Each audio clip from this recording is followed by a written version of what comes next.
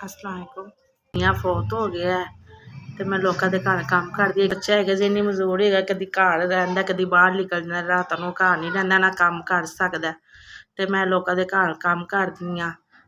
8 ਸਾਲ ਹੋ ਗਏ ਮੇਰਾ ਮੀਆਂ ਫੌਤ ਹੋਏ ਨੂੰ। ਠੀਕ, ਮੈਂ ਨਾ ਲੋਕਾਂ ਦੇ ਘਰ ਕੰਮ ਕਰ ਲੱਗੀ ਹਾਂ ਤੇ ਕਮਾਉਣ ਵਾਲਾ ਕੋਈ ਨਹੀਂ ਹੈਗਾ। ਇੱਕ ਕਮਰਾ ਕਿਰਾਏ ਤੇ ਲਿੱਤਾ ਹੈ, ਆਪਣਾ ਵਕਤ ਮੈਂ ਕਰਦੀ ਹਾਂ ਗੁਜ਼ਾਰਾ। ਉੱਥੋਂ ਰੋਟੀ ਵੋਟੀ ਲੈ ਆਉਂਦੀ ਹਾਂ ਤੇ ਖਾ ਪੀ ਲੈਂਦੀ ਹਾਂ ਤੇ ਉਹਨਾਂ ਦੇ ਘਰ ਕੱਪੜੇ ਵਗੈਰਾ ਧੋਂਦੀ ਹਾਂ। ਪੈਰ ਤੇ ਪਤਾ ਕੀ ਜਰਾਸੀਮ ਲੱਗ ਕੇ ਕੀ ਹੋ ਗਿਆ ਤੇ ਪੈਰ ਤੇ ਮਸਲਾ ਪੈ ਗਿਆ। ਤੇ ਜ਼ਖਮ ਦੀ ਵਜ੍ਹਾ ਤੋਂ ਨਾ ਮੈਂ ਹੁਣ ਕੰਮ ਤੇ ਨਹੀਂ ਜਾ ਰਹੀ, ਘਰ ਹੀ ਬੈਠੀ ਹਾਂ। ਨਾ ਪੈਸੇ ਹੋਏ ਤਾਂ ਨਾ ਦਵਾਈ ਵਗੈਰਾ ਲਿਆਈ ਹਾਂ ਤੇ ਘਰ ਹੀ ਮੈਂ ਬੈਠੀ। ਜ਼ਖਮ ਦੀ ਵਜ੍ਹਾ ਤੋਂ ਮੇਰੀ ਨਾ ਸਾਰੀ ਲੱਤ ਖਿੱਚੀ ਗਈ ਹੈ, ਸਾਰੀ ਲੱਤ ਦੁਖਦੀ ਵੀ ਹੈ ਤੇ ਮੈਂ ਘਰ ਬੈਠੀ ਹਾਂ। ਨਾ ਮੇਰੇ ਕੋਲ ਪੈਸੇ, ਨਾ ਮੈਂ ਦਵਾਈ ਲਈ, ਨਾ ਉਹ ਕਹਿੰਦੇ ਵੀ ਦਵਾਈ ਖਾਓ, ਇੰਜੈਕਸ਼ਨ ਲਵਾਓ। ਮਿਹਰਬਾਨੀ ਮੇਰੀ ਮਦਦ ਕਰ ਦਿਓ, ਮੈਂ ਟੀਕੇ ਲਵਾ ਲਾ, ਮੈਂ ਕੰਮ ਤੇ ਜਾਣ ਜੋਗੀ ਹੋ ਜਾਵਾਂ। ਮੇਰਾ ਘਰ ਕਮਾਉਣ ਵਾਲਾ ਨਹੀਂ ਹੈ, ਮੈਂ ਕਮਾਉਣੇ ਜਿਹੜੀ ਮੈਂ ਬਿਮਾਰ ਪੈ ਗਈ।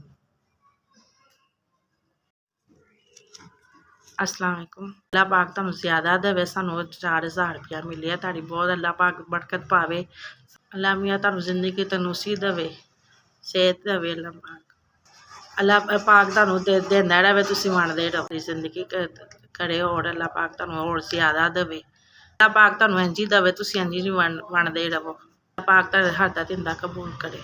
ਬੇਵਾ ਦੀ ਮਦਦ ਕੀਤੀ, ਅੱਲਾਹ ਪਾਕ ਤੁਹਾਨੂੰ ਹੋਰ ਜ਼ਿਆਦਾ ਰਿਜ਼ਕ ਦੇ ਇੰਨਾ ਕੋਈ ਬਰਕਤ ਪਾਵੇ, ਤੁਸੀਂ ਗਰੀਬਾਂ ਨੂੰ ਦਿੰਦੇ ਰਹੋ।